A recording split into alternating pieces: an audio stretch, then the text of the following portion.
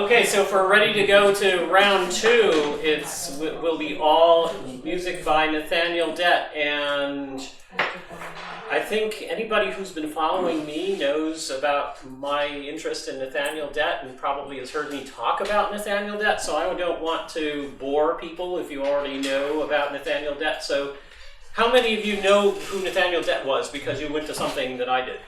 Okay, just about everybody. Okay, so just a quick refresher. He was an African descent composer born in 1882 in Niagara Falls, Ontario. Grew up on the New York side. He was the first African descent person to graduate from Oberlin with a degree in piano and composition in 1908. And then followed a long career in various black colleges. The most notable one was Hampton Institute in Virginia, which is still there. Hampton University is still in Hampton, Virginia.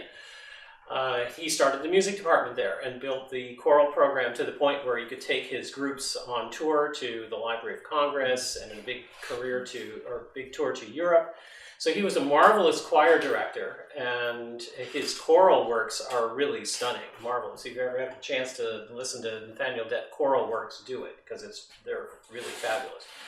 He was also a great piano composer, wrote 6 piano suites, which total about a little over 2 hours. I was the first one to record all of them. And that CD was released in 2015. I have a couple of copies over here if you don't have it. It's really beautiful music. It starts off early on in his life with music that's very much in the romantic tradition. Sounds like Schumann or maybe MacDowell and composers like that he knew and grew up with. Then his music starts to change as things progress in the 1920s and 1930s. It gets a little bit more chromatic, a little bit more complex harmonically, although he doesn't get involved in any of the super dissonant stuff that, say, Stravinsky and Bartók were into. He didn't go in that route. He has a strong root in spirituals. He did a lot of arranging and preserving and study of spirituals during his tenures at Hampton and other places. So there's a spiritual influence in a lot of his pieces. A few, including one of the ones I'm going to play, actually quote spirituals. I'm going to kind of go chronologically and give you a bit of a sampling from some of the 6 suites. Starting with the very first one. The very first one is called Magnolia.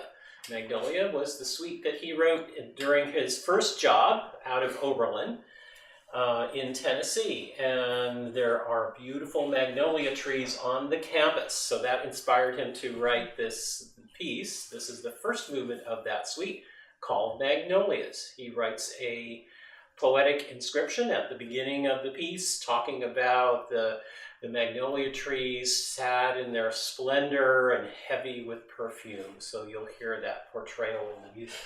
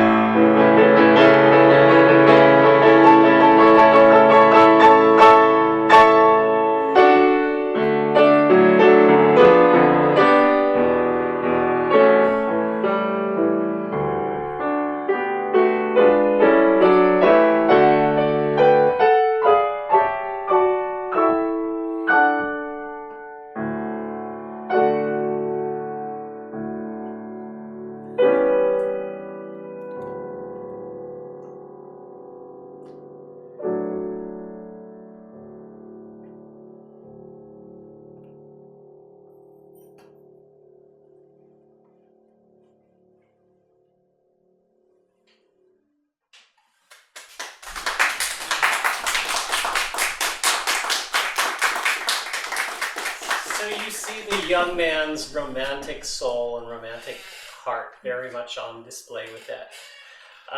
The next piece I'm going to play is from his second suite. Second suite, In the Bottoms, was written soon after Magnolias and is still his best known suite.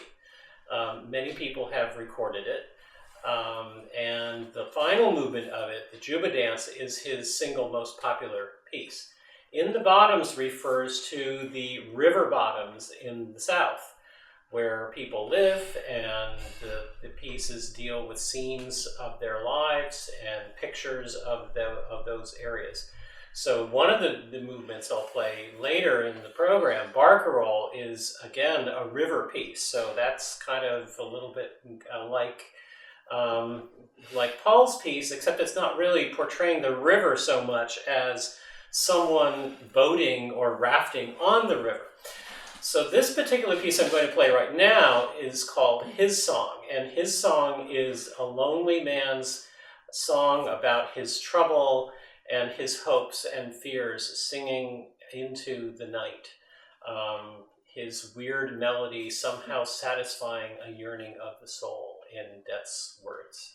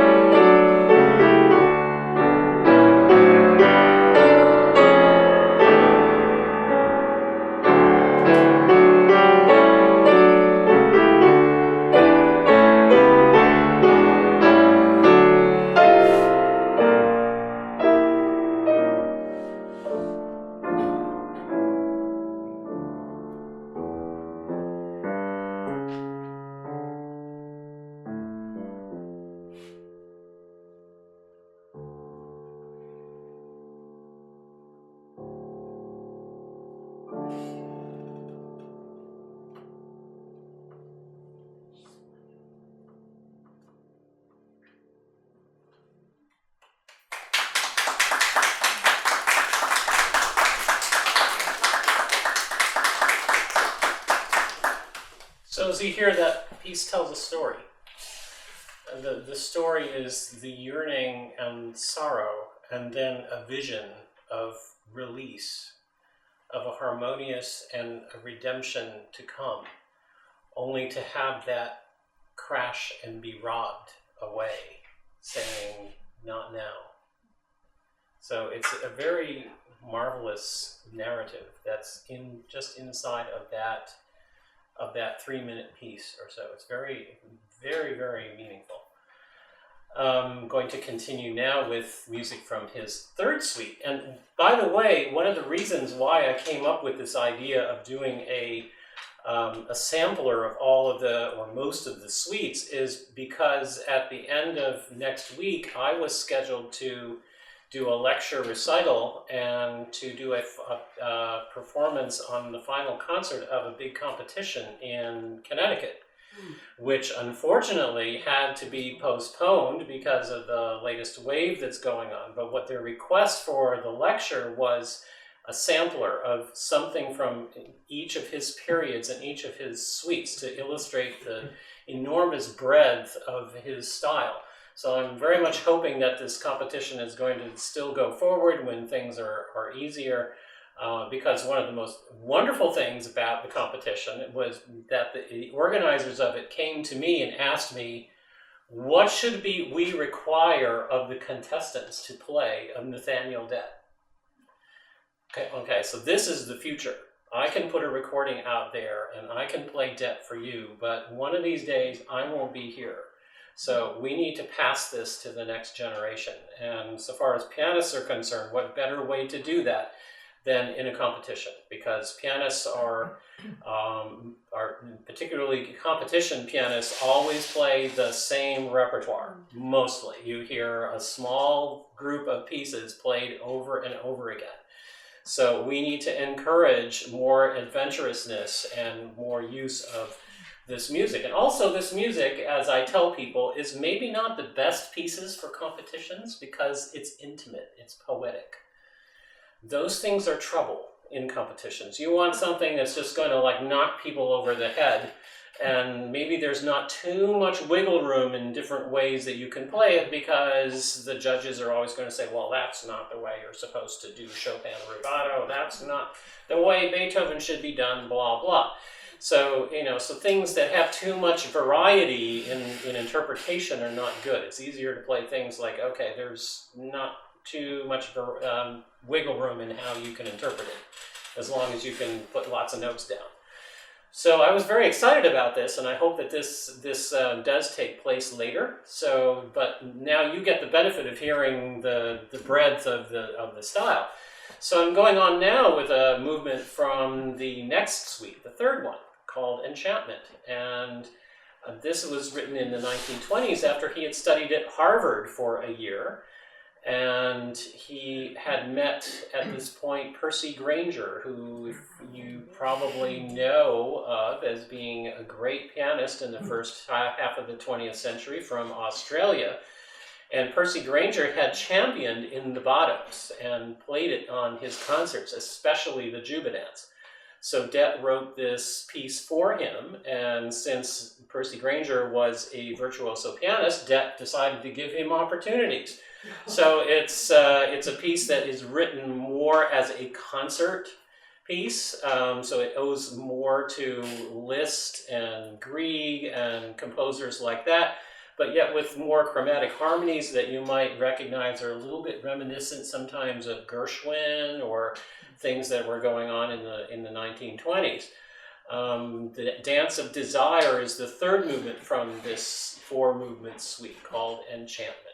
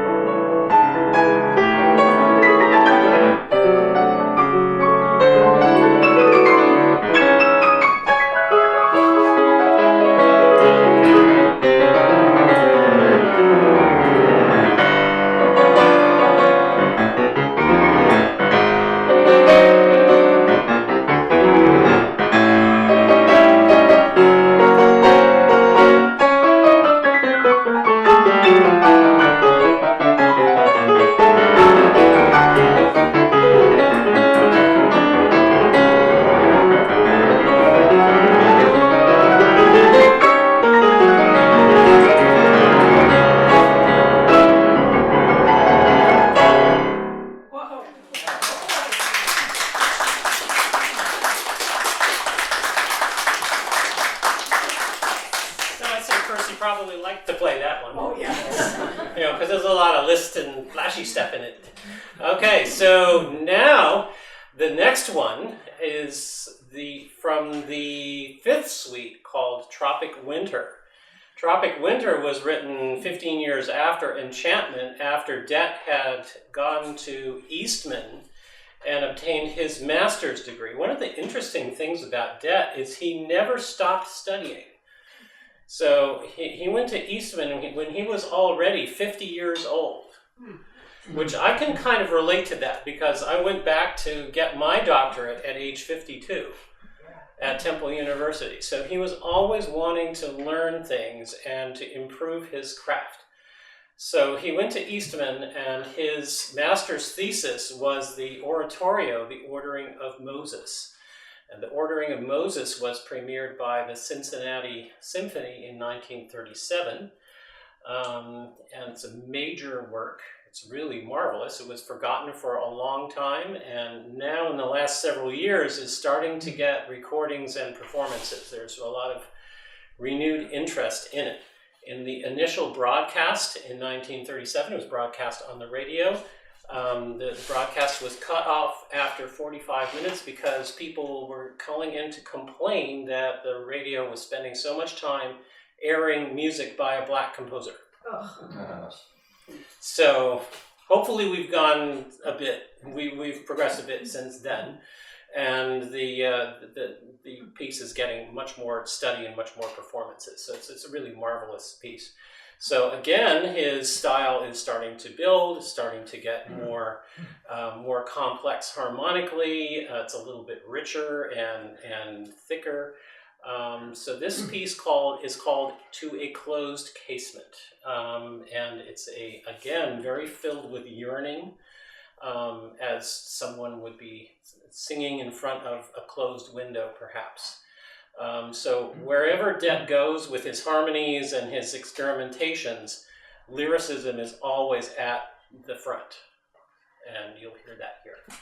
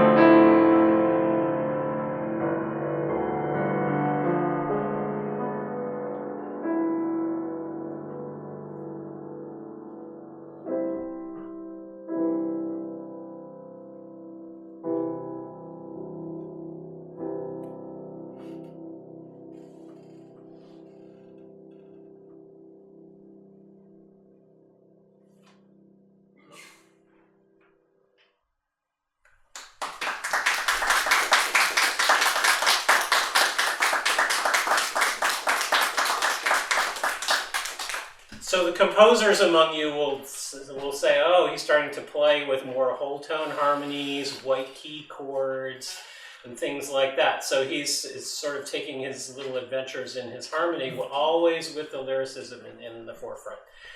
The last suite, the 8 Bible vignettes, I think is Dett's masterpiece, at least for the piano. It was written in the last 2 years of his life, 1942 and 1943. And it's a really quite fascinating piece because you never would really expect that from the title. When you think of vignettes, you usually think of, what, trifles? Something not very consequential, something kind of sweet and light and not very important, maybe. But this piece is anything but, and it takes some investigation. It takes kind of looking under the covers to discover what's really going on. There are 8 pieces. First of all, 8 is important because 8 has a numerological significance. 7 is the number of completion. 8 is the number of new beginning. In many cultures, there's a numerological symbolism in that number. So that immediately starts to kind of make you think maybe something's going on. Incidentally, Paul, the other piece that was written astonishingly in the same year and also has 8 movements is, anybody guess? I'm pretty sure that Dett had no idea, did not know this person. Olivier Messiaen, the Quartet for the End of Time. Oh, wow. Yeah. 8 movements, written also in 1942 and 1943. Okay, so there, Messiaen is much more upfront about what it's about. Okay, there's a whole religious narrative, Catholic narrative that's going on in there, and Messiaen's putting it right out there for you. Dett, on the other hand, does not really say what's going on, except to say that what the different movements are connected with, so far as the biblical stories. The first 4 are from the Old Testament. The next 4 are from the New Testament. And each one begins with the main figure. The first one is Abraham, and the 5th movement, the beginning of the second group of 4, is I am the true vine, which of course is about Jesus. And that movement is a 3-voice fugue in triple meter. So we all know what's going on there. Also, sneakily, the subject of the fugue features an augmented chord, which divides the octave into 3 equal parts. So there's all of this sneaky symbolism going on in Dett's composition, but besides, you don't really need to know that and to appreciate the beauty of the music, other than to know that Dett is starting to get much more interested in counterpoint. So he's writing things like canons and fugues and inversions and all this kind of stuff, a more learned style. The second movement after Father Abraham, which I'm not going to play, but if you get a chance to listen to me doing the entire suite, which I sometimes do, I will play it, is about Hagar. Well, that's interesting. Hagar is not exactly one of your top 10 Sunday school figures that we learn about, but in African culture, she's very significant because she is thought of as the mother of the African nation, because she's Abraham's slave and rejected, and God promises that he will bring forth from her a great nation. So what's that great nation? Well, in African culture, it's the African nation and the African race.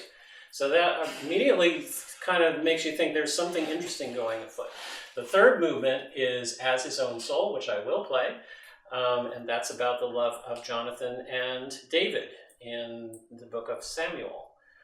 Incidentally, several years ago, I had the opportunity to supply the music for a same-sex wedding at my church in Trenton.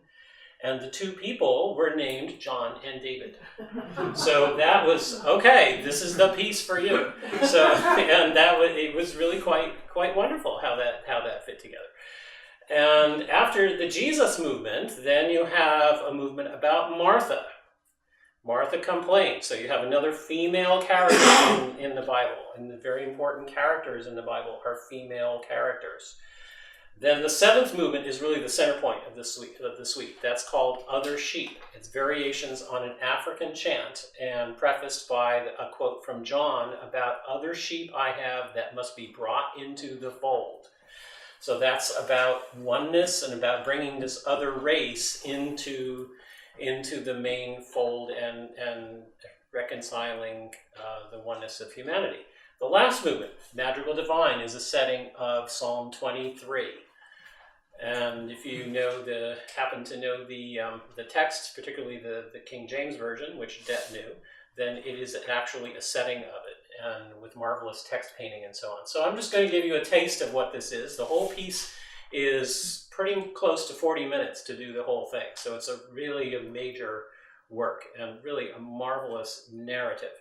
I'm particularly fond of Madrigal Divine. It's the last piece that he wrote, and it's a very moving setting of that psalm. So I start with Father Abraham, which quotes the spiritual Father Abraham, and also includes some contrapuntal treatment of the Hebrew tune called Leone.